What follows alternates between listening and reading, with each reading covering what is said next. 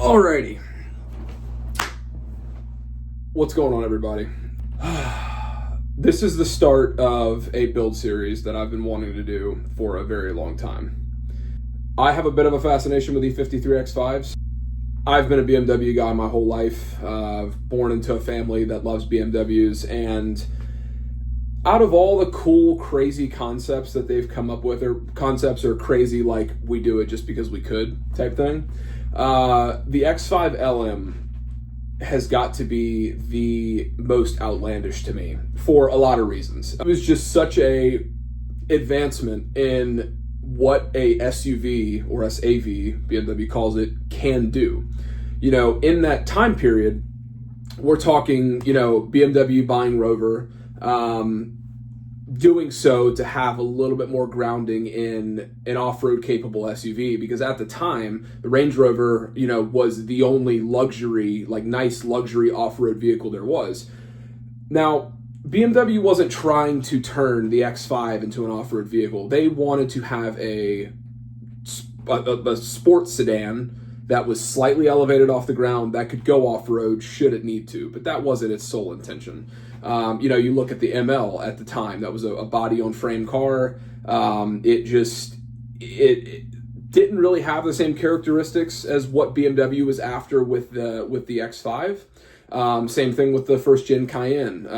Obviously has picked up a massive following with the off-road, you know, Eurowise, Mike at Eurowise, and their lift kits that they do. And I mean, they've done amazing things, and they're extremely capable off-road. But the X5 was never really meant to do that. So the fact that they took the engine from the Le Mans winning LMR V12 and shoved it into an X5 just to see what kind of lap time this thing could do around the Nürburgring is just, it's mind-blowing. I think it is the coolest thing ever, and for that, it is engraved into my mind as one of the coolest, if not the coolest, concept BMW, or, you know, we did it because we could, BMW that they have ever built. So I've now owned, since I was in high school, I've now owned almost 60 E53 X5s.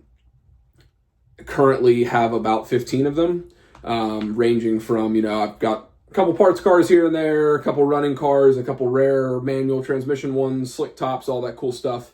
And it had always been a dream of mine to build an LM. How?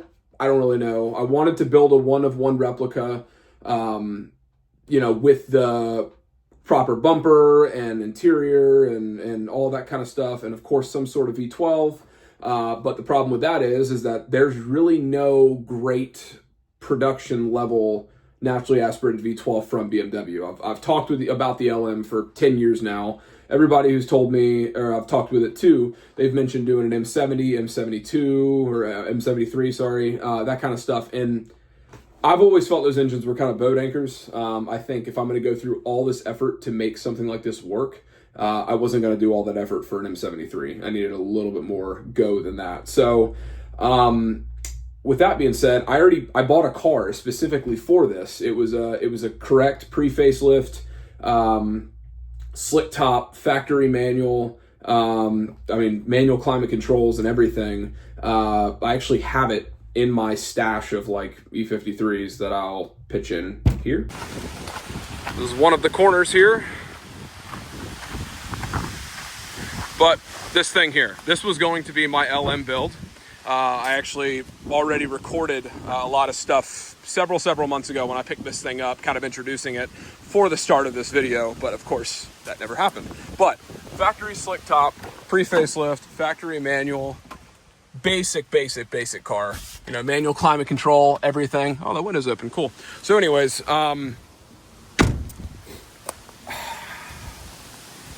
my red X5, my 4.8 IS that I have, that I've posted over my Instagram and Facebook and all that kind of stuff, I've had that car for almost 10 years now. It was my third E53 that I've ever owned. I've now owned somewhere near 55 or 56 of them, and that one holds the highest place in my heart, truly.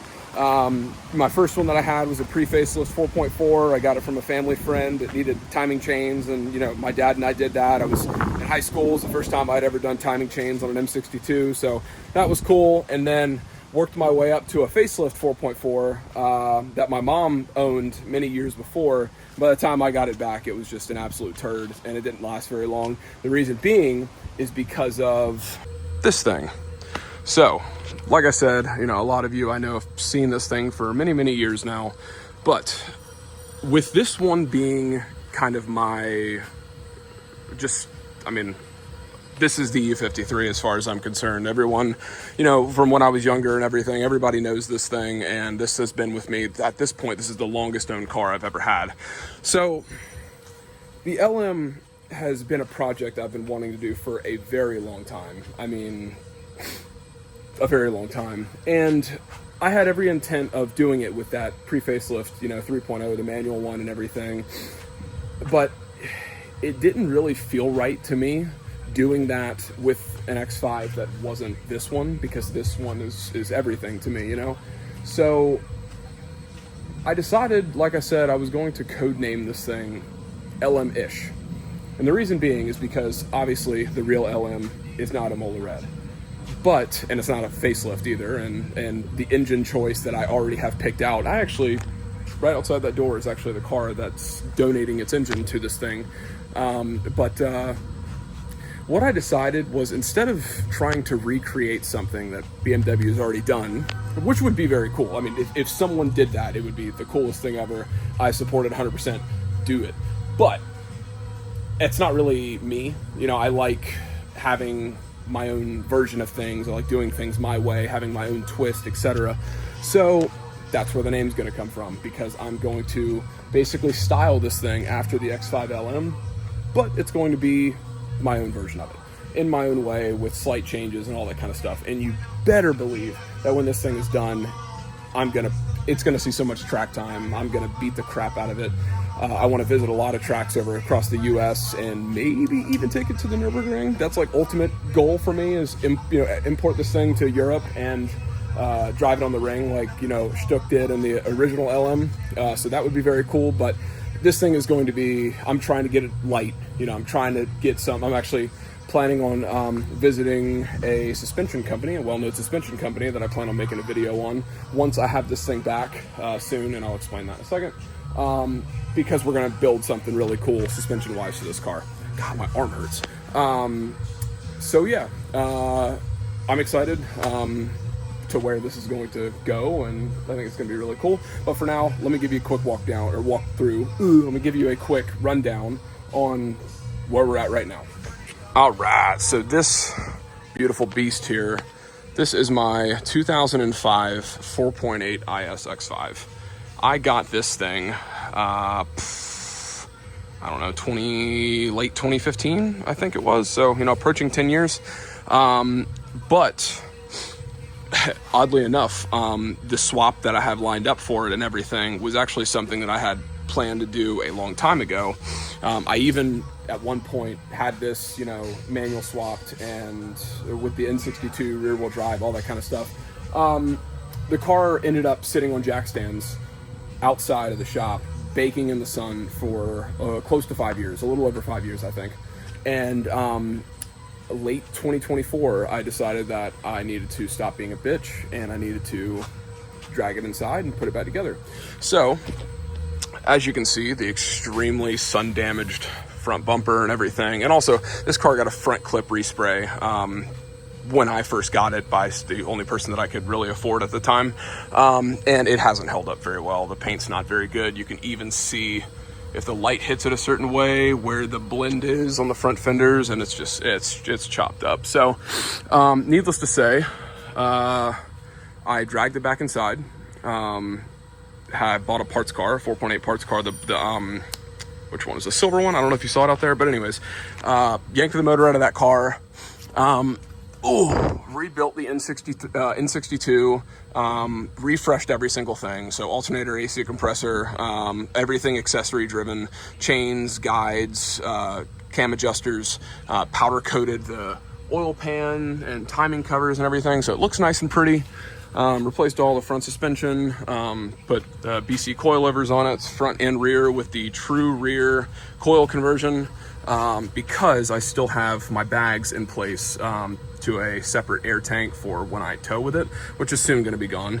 And I did the, I think, Thayer Motorsport, or whatever it is, control arms, tow arms, and camber arms for the back, because anybody who owns the E53, you know that even at stock height they have inner tire wear. So this thing sitting as low as it does, I can get, I think normally to run around town, I have the rear set at like 1.5 degrees, which would just never happen on stock suspension. I just recently added X5M, E70 X5M, 4-piston Brimbos, which honestly, these things, I mean, they stop great, don't get me wrong. Even on an X5M, they do a really, really good job. But we ran an X5M at VIR and several other tracks years ago, and they just don't work after a couple laps. And it's super funny too. I mean, how massive this caliper is, and you only have this kind of pad. It's so deceiving. Whereas like these 6 pistons that come on the F95s, the F85s, they're much better. But F85 rotors, which look absolutely phenomenal. And let me get the car lowered down here really quick. All right, the thing that was kind of peeking through in the background of the last clip was, of course, the LM hood. This thing just got completed. I just installed it on the car yesterday for the first time. I'm currently bleeding the brakes right now, so we'll tuck that down there. But, I mean, it is so freaking cool.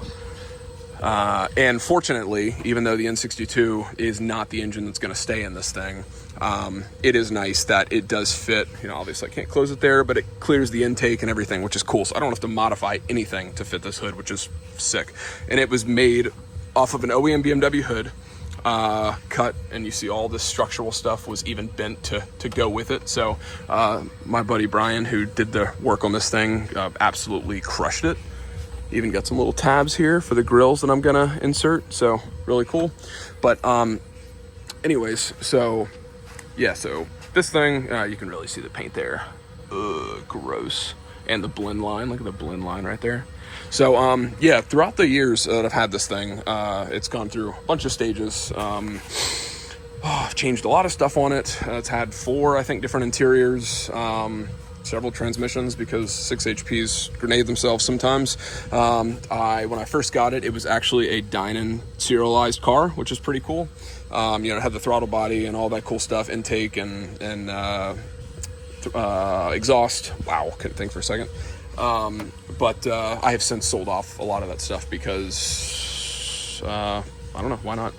The inside was initially cream beige when I got it, but it currently, these are not going to be staying, although I'm going to be putting some different seats in it. What is it, 158,000 miles on it currently. I swapped the black interior into it, Alcantara headliner, updated steering wheel, which is nice. Currently have a new set of door panels that are going to be going in the car, which are hiding over here next to my 1M that I'm neglecting at the moment. But they are original Imola red backed Alcantara, which is super cool. I've already got the back seats in the car, but the new front seats, the new bucket seats that I'm putting in there, I have to get the centers redone to match. So that will be something for another day. And then also, if you see over there on the trash can, I've also got some trim pieces, AC Schnitzer wing, and little stuff like that. But for today, I'm here at the shop on the weekend, putting a couple hours into this thing. So I needed to swap a brake caliper because this one lead screw broke off and it was unable to get drilled out. So that kind of set me back a little bit, but got the new caliper on. I'm about to bleed all the brakes. And then what else am I doing? Oh yeah, car's going to the body shop to get the hood and the front clip resprayed, as well as a lot of the trim stuff is going to get painted as well. So before I leave today, I'm going to end up disassembling all the plastics and everything, the running boards, pull the front bumper off the car, headlights out, and things like that. So by the time I leave today, it's going to unfortunately look a lot worse, but it will be better soon. And then, of course, a pretty important part to the LM look is these beautiful wheels that showed up a few weeks ago from Augment Wheels out of Canada. I have talked with a couple people at BBS in regards to getting a set of you know, E88s or something similar built for this. Obviously, I know they have RT88s, but the problem is that RT88s are very expensive wheels, just like E88s, of course, and nothing is going to be off the shelf to fit this because of the specs that I have on it, especially with the LM front flares. So the idea of spending like $6,500 to $8,500 on a set of wheels for this thing, with faces large like that, you know, and then having to rebuild them, kind of wasn't something I wanted to do. So, and also another thing too is the real LM. If you look at the picture here that I'm going to try and drop on the screen, it doesn't have very big lips, you know. It's a subtle, and that car doesn't have LMs on it, but or E88s or anything on it. But anyways, I wanted to replicate that look a little bit, you know. So I had Augment build these wheels, you know, 1.5 and a 2.5 inch rear lip, some good back spacing, deep pockets. They are 20 by 11, 20 by 12, and I'm running a 295 and a 335 tire on it. All right, so for those of you who don't know, get yourself one of these things. Well, pressure bleeder for bleeding the brakes. Absolute lifesaver. It's phenomenal. Also, this brake caliper, see in the light right there, you see those imperfections, and I think there's another one like up here somewhere. Yeah, so I was painting that thing the other day. It's obviously, like I said earlier, it's the replacement caliper. As the clear was drying, I ran and absolutely banged my forehead into that thing while it was hanging there, like a 20 pound, 30 pound brake caliper. I don't know, probably not that much, but anyways, those things are heavy. But yeah, so I decided I'm not gonna fix it. I'm gonna leave it because I'm gonna laugh when I do brakes on this thing and see that in like a year. So anywho, get these last corner bled. Actually, looks like we've got some nice full fluid coming through, so we'll go ahead and cap that and move on to the outside. But after this, I'm gonna detach the front of the fender liners, and we're gonna get this front bumper pulled real quick. All right, nice and solid line of fluid coming out there. So, all right, so we're gonna go ahead and let the fluid out of this thing really quick, or let the pressure out of this,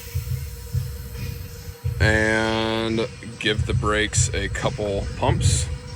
See how they feel before we move on to the next task. Ugh.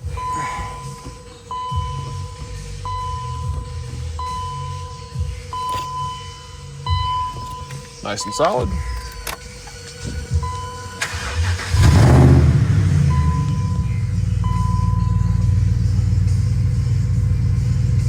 Nope, never mind. Now that we have assistance. I mean, it pumps up, but we still have a little bit of pedal drop there. Okay, well, we'll go back and do everything one more time. Do another run, but much better than it was, that's for sure. All right.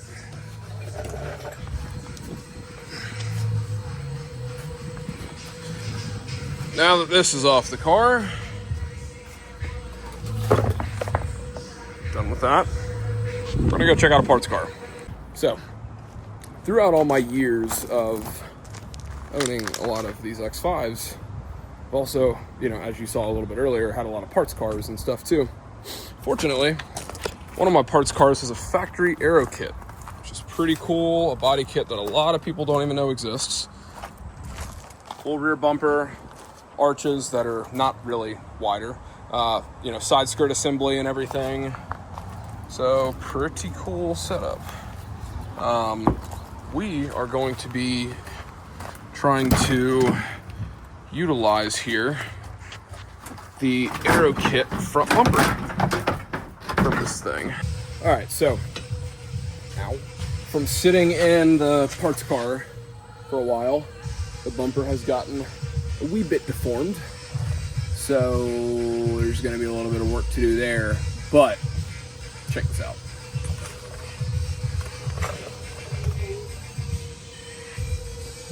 Looks pretty cool. So the one thing that I have noticed, this isn't pushed all the way in because my tabs broke, or the little clip right here broke, removing the other bumper. But with this pushed all the way in, it definitely, you know, those little flares that stick on, they don't add any real width like these flares do, but obviously, you know, the thickness of the plastic and everything, and I guess they changed the front shape of the bumper here, or the fender here, to match the bumper. I can't remember if the passenger side is any better. All right, you can get a better idea there. So they do something like that. So it's kind of neat because, you know, I could maybe flare this out a smidge to mate up with the fender flare, because on the LM, the bumper is wider and it comes up and matches the flare. And also the LM flare doesn't have this little edge here. It's literally just one smooth thing that transitions into the front bumper. So maybe I could do something similar where it flares out and matches the width there. And then I'll just have to come up with some sort of filler for the, I'm not really sure. Or we send it like that, and I don't really know. I am not really sure, but this is pretty cool looking. It definitely looks more like an LM than it has before, especially with that whole, you know, getting rid of the black plastic and all that kind of stuff. This, not entirely because of the way that the whole crash support system is and everything, but these bumpers don't replicate the LM bumper much because that is a custom thing, obviously, but this one looks a lot more like it than the original IS bumper. So, and once the new engine's in here, both fog lights are going to be removed just like the LM, and these are going to be the inlets for the airbox. So that'll be pretty cool. Had to make a couple changes, had to take the brake ducts out. Those were hitting, and then also had to take the upper mesh grills because they were hitting in the rail up here. But like I said too, I don't know if you can see that, but this part's like pushed up. The bumper is just completely deformed. So I'm gonna have to let this thing kind of bake in the sun. I'm gonna go put it on a sawhorse and let it bake out in the sun, and hopefully it'll get some shape back. But yeah, that's pretty cool. Also, another thing that I was thinking about too was back when we were outside checking out the parts car, the Aero package, Aero kit parts car, that whole lower section is different too. And obviously it's all painted and smoothed and everything. And it has some little ridges on the bottom, which is pretty cool. So I might see if I can make a hybrid out of those arches to use the Aero kit's running board, as well as maybe that section of the flare. Actually, I'm gonna go back out there and take another look at it. Wow, the sky looks really cool right now. Okay, as I was saying, I wish I could drag this thing onto that concrete pad. Maybe I'll do that with the forklift. But you know, this whole arch is its own complete thing. You can even see it has like a flared section there, and yeah, that definitely has a little bit different of a shape than my bumper. So yeah, but oh, the side step, you can see it's got this like little ridge section right here, which is pretty cool. So I'm not sure how much of that comes apart. I've never taken one of these Aero kits off of one of these things before, but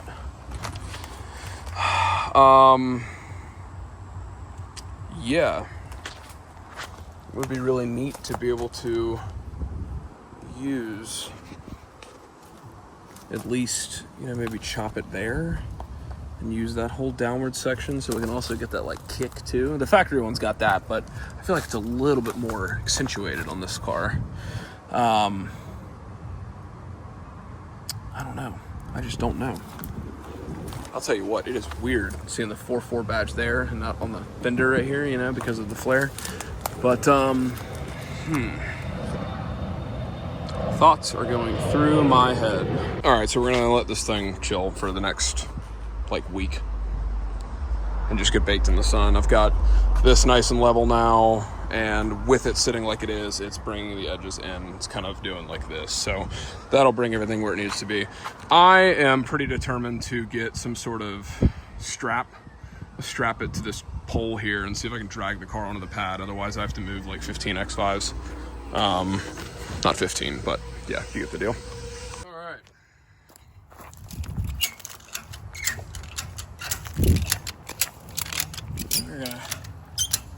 We're getting somewhere slowly. Got these eyes in the concrete that I've completely forgot about. So just keep moving along. Oh my God.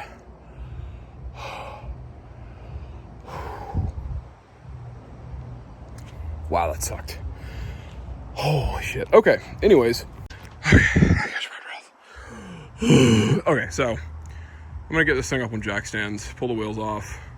I'm gonna start taking the kit off. I'm gonna leave the rear bumper. I do not like the rear bumper on the Aero kit, so that is not gonna go.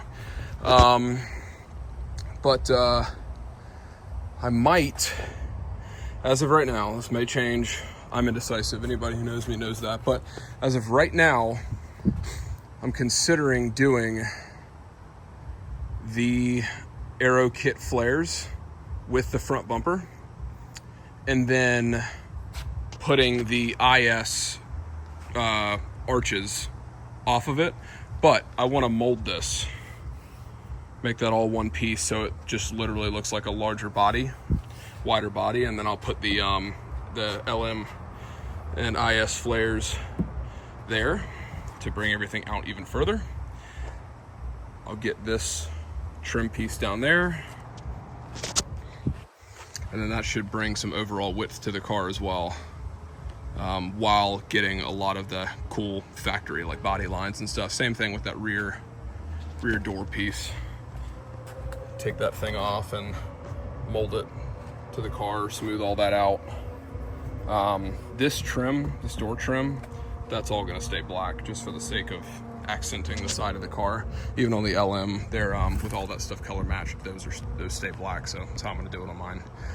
And then IS rear bumper modified for a new exhaust, and this thing should be pretty cool. Not this one, the one in there. This is actually the one that the hood came off of. That is now the LM hood, so it's kind of cool. But anyways, all right, so I guess for tonight, I'm gonna go ahead and get this thing back up in the air, pop the wheels on it. I could go ahead and pull these arches. I think I might do that just for the sake of getting that done.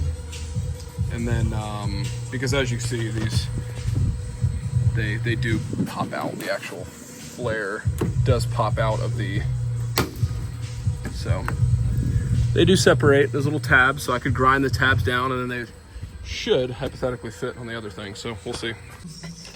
All right, that escalated quickly, as you can see.